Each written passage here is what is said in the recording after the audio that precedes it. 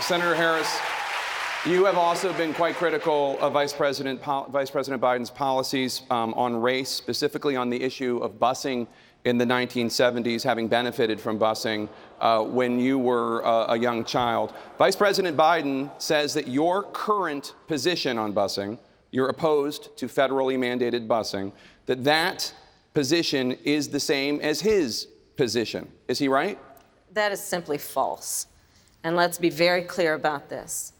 When Vice President Biden was in the United States Senate working with segregationists to oppose busing, which was the vehicle by which we would integrate America's public schools, had I been in the United States Senate at that time, I would have been completely on the other side of the aisle. And let's be clear about this. Had those segregationists their way, I would not be a member of the United States Senate, Cory Booker would not be a member of the United States Senate, and Barack Obama would not have been in a position to nominate him to the title he now holds.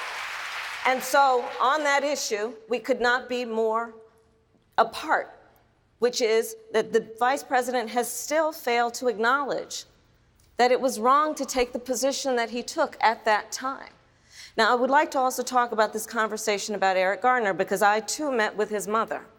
And one of the things that we've got to be clear about is that this President of the United States, Donald Trump, while he has been in office, has quietly been allowing the United States Department of Justice to shut down consent decrees, to stop pattern and practice investigations. On that case, we also know that the Civil Rights Division, this is important, the Civil Rights Division of the United States Department of Justice said charges should have been filed, but this United States Department of Justice usurped, and I believe it is because that president did not want those charges to go forward, and they overrode a decision by the Civil Rights Division of the United States Department of Justice. Under my administration, the Civil Rights Division will reign, and there will be independent investigations. Vice President Biden, I want to give you a chance to respond to what Senator Harris just said. When Senator Harris was the Attorney General for 8 years in the state of California, there were two of the most segregated school districts in the country, in Los Angeles and in San Francisco. And she did not, I didn't see a single solitary time she brought a case against them to desegregate them. Secondly, she also was in a situation where she had a police department when she was there that in fact was abusing people's rights. And the fact was that she, in fact, was told by her own people, that her own staff, that she should do something about and disclose to defense attorneys like me that you, in fact, have been, the police officer did something that did not give you information that would exculpate your client. She didn't do that. She never did it. And so what happened? Along came a federal judge and said, enough, enough, and he freed 1,000 of these people. If you doubt me, Google 1,000 prisoners freed, Kamala Harris. Thank you, Vice President Biden. Senator Harris, your response? This is simply not true.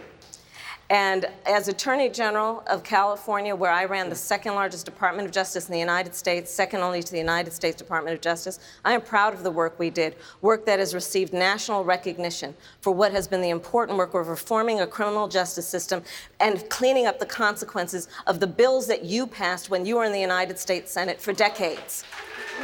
It was the work of creating one of the first in the nation initiatives around re-entering former offenders and getting them jobs and counseling. Thank you, Senator. I did the work as Attorney General of putting body cameras on special agents in the state of California, and I'm proud of that work. I want to bring in Congresswoman Gabbard. Congresswoman Gabbard, you took issue with Senator Harris confronting Vice President Biden at the last debate. You called it a, quote, false accusation that Joe Biden is a racist. What's your response? I want to bring the conversation back to the broken criminal justice system that is disproportionately negatively impacting Black and brown people all across this country today. Now, Senator Harris says she's proud of her record as a prosecutor and that she'll be a prosecutor president, but I'm deeply concerned about this record. There are too many examples to cite, but she put over 1,500 people in jail for marijuana violations and then laughed about it when she was asked if she ever smoked marijuana. She blocked evidence. That would have freed an innocent man from death row until the courts forced her to do so. She kept people in prison beyond their sentences to use them as cheap labor for the state of California. And she fought to keep cash bail system in place that impacts poor people in the worst kind of way. Thank you, Congresswoman. Senator Harris, your response? As the elected Attorney General of California, I did the work of significantly reforming the criminal justice system of a state of 40 million people, which became a national model for the work that needs to be done. And I am proud of that work.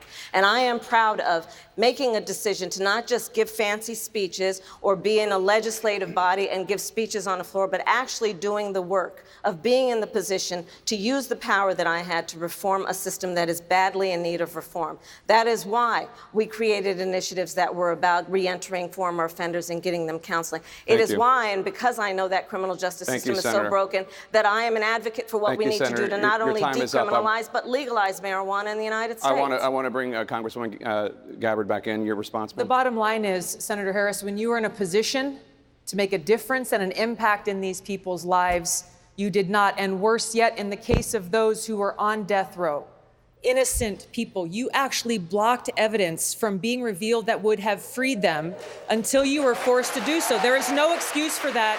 And the people who suffered under your reign as prosecutor, you owe them an apology. Senator Harris.